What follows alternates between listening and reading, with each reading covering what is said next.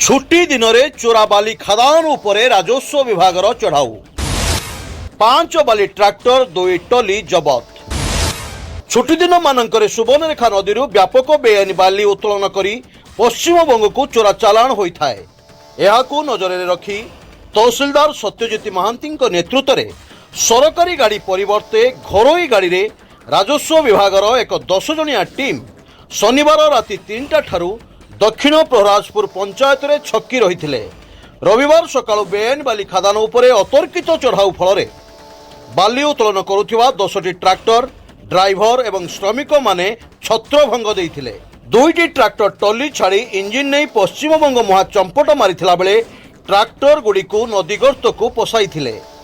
फल 5टी ट्रैक्टर और 2टी टली को जबत करबा पई दीर्घ समय धरी जेसीबी सहायता निया जाइथिला।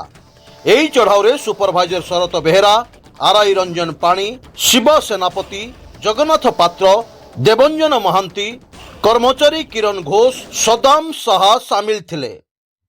बालेश्वर जिला प्रतिनिधि ज्योतिरंजन पटायतंक रिपोर्ट, स्वतंत्र ओडिशा लाइव।